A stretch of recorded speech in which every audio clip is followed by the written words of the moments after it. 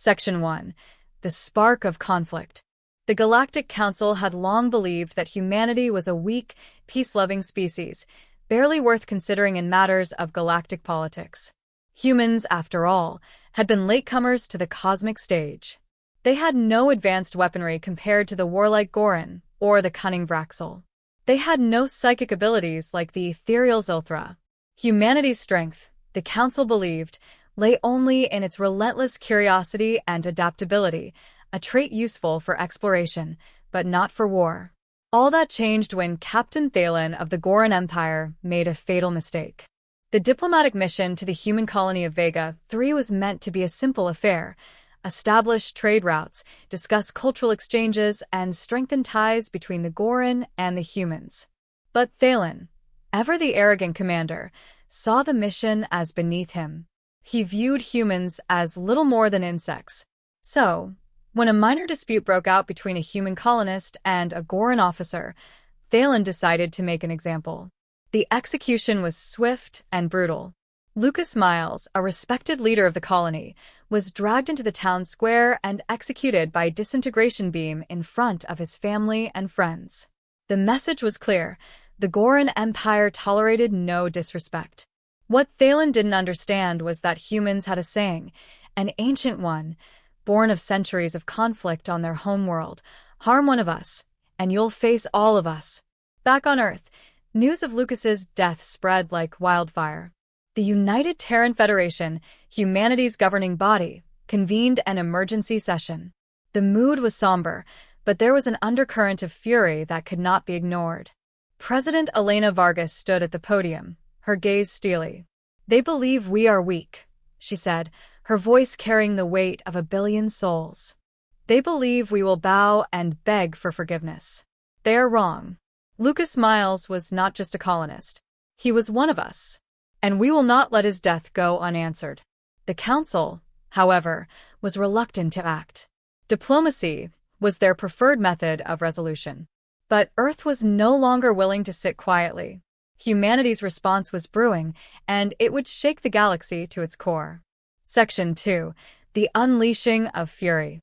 The first strike came without warning. The Goran fleet station near Vega 3 was obliterated in mere minutes.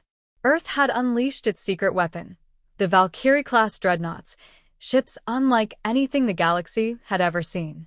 Designed in secret, they were equipped with advanced AI targeting systems, railguns that could pierce through planetary shields, and energy weapons powered by antimatter cores.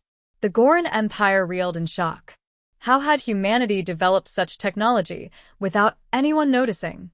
For centuries, they had been underestimated, seen as little more than a curiosity. Now they were a threat. Admiral Marcus Dorn, commanding the UTS Retribution, sent a message to the Goran High Command: "This is your only warning. Return our people safely and stand down, or we will bring the war to your doorstep." The Goran response was predictable. They sent a fleet to crush the human forces. The Battle of Vega Prime was etched into galactic history as a turning point. The Goran fleet, outnumbering the human ships 3-1, was decimated. The Valkyrie-class ships proved unstoppable. Humanity's ingenuity had turned the tide of war. But Earth wasn't satisfied with merely defending its territory. They took the fight to the Goran homeworlds. Planet after planet fell, not to occupation, but to liberation. Human forces made it clear they were not conquerors. They sought only justice. The message resonated across the galaxy. Other oppressed species saw humanity as a beacon of hope. The Vraxel, long subjugated by the Goran, rose in rebellion. The Zilthra offered their psychic abilities to aid the human cause. As humanity's allies grew, so did their influence. The Galactic Council, once dismissive, was now desperate to broker peace. But humanity had one condition: the Goran Emperor must answer for his crimes. Section 3. The New Order. The trial of Emperor Karath was held on Earth, in a grand courtroom overlooking the Atlantic Ocean. It was a symbolic gesture. Justice, human style, would be served in full view of the galaxy. The Emperor, once a towering figure of power, now stood humbled. His arrogance had brought his empire to its knees. The evidence was overwhelming. Witnesses from dozens of worlds testified to the atrocities committed under his reign. President Vargas stood before the Galactic Council. "We are not here to conquer," she said. "We are here to ensure that no one, no matter how powerful, can commit such crimes without facing justice." The verdict was unanimous. Emperor Karath was sentenced to life imprisonment on a remote, uninhabited world. In the aftermath, humanity took its place on the Galactic Council, not as conquerors, but as peacekeepers. They worked tirelessly to rebuild the worlds affected by the war, earning the respect and gratitude of countless species. The galaxy had changed forever. The myth of humanity's weakness had been shattered. Now, they were seen as a force for justice, a species that would not stand idly by while others suffered. Years later, a monument was erected on Vega 3. It bore the image of Lucas Miles, the man whose death. Section 4. The Galactic Reckoning. With Emperor Karath removed, the Goran Empire fractured. Rival factions rose, each vying for control. But amidst the chaos, a new threat emerged, a secretive cabal known as the Dominion, composed of Goran loyalists who refused to accept their defeat. They sought revenge, not just against humanity, but against all who supported them. The Dominion's first act of defiance was an attack on the Zilthra homeworld. Their psychic cities were burned, their ancient libraries destroyed. The attack sent shockwaves through the galaxy, and humanity knew they had to act quickly. Admiral Dorn called an emergency council of Earth's allies. "We cannot allow the Dominion to spread," he said. "We must end this threat before it consumes us all." The response was swift. A joint task force was formed, combining human technology with the unique abilities of their allies. The Vraxel brought their stealth capabilities, the Zilthra lent their psychic powers, and humanity provided the strategic leadership that had already proven decisive. The campaign against the Dominion was brutal. They were fanatics, willing to die for their cause. But they underestimated humanity's resolve. The task force struck at their strongholds, dismantling their networks and freeing those enslaved by their regime.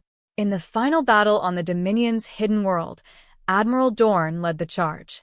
The fight was fierce, but victory was achieved. The Dominion's leader, General Vargas, was captured and brought to justice. Like Karath before him, he stood trial on Earth. President Vargas addressed the galaxy once more. "We are not conquerors," she reiterated. "We are protectors. We will not stand by while tyranny rises. We will always defend those who cannot defend themselves." Section 5. The Dawn of a New Era. With the Dominion defeated, the galaxy entered a period of unprecedented peace. Humanity, once seen as weak and insignificant, was now the cornerstone of the Galactic Council. Under Earth's guidance, new laws were enacted to ensure the protection of all sentient beings.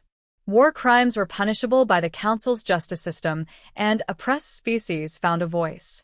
The Zilthra, in gratitude, shared their psychic knowledge with humanity. The Vraxel taught Earth their advanced cloaking technology. The bonds of friendship grew stronger with each passing year. But humanity didn't stop there. They continued to explore the galaxy, seeking out new civilizations and offering aid where it was needed. They became known as the Guardians of the Stars, a title that carried both respect and responsibility. Section 6. Legacy of the Fallen.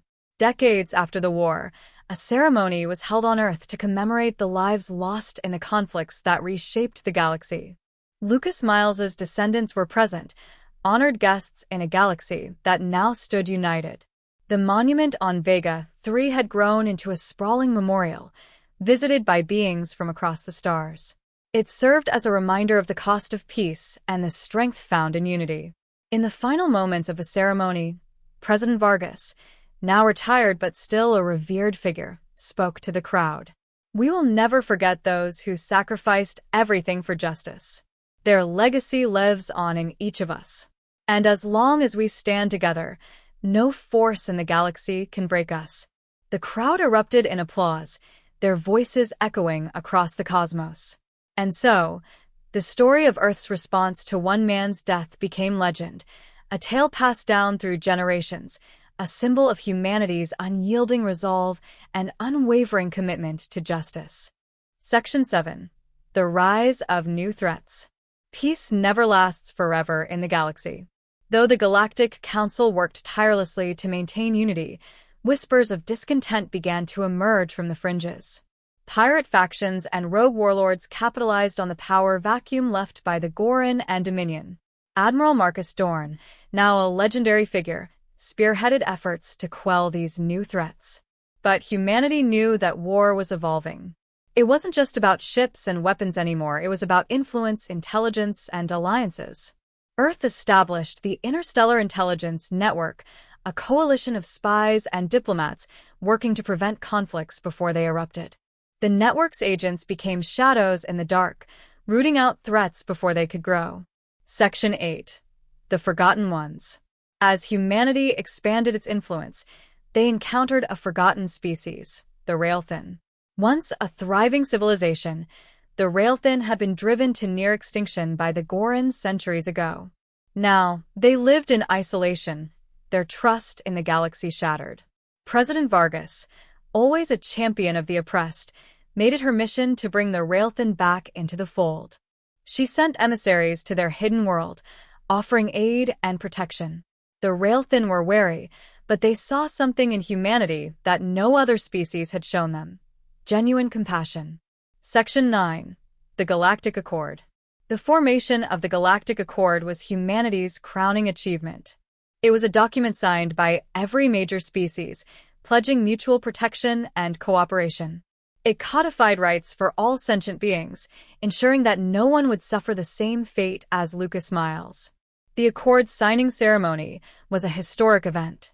President Vargas stood alongside leaders from across the galaxy, each of them pledging to uphold the ideals of justice and unity. Section 10. The Legacy continues. Years after the signing of the Galactic Accord, humanity's influence continued to grow. New generations were taught the story of Lucas Miles, the man whose death sparked a revolution. His legacy was a beacon of hope and a reminder that even the smallest spark could ignite a fire. Earth's role in the galaxy became one of leadership, compassion, and resilience. They had shocked the galaxy once, and they would continue to do so, not with weapons, but with the strength of their ideals. The monument on Vega 3 stood tall, a testament to the power of unity. And as long as it stood, the galaxy would remember: one of us was harmed. All of us responded.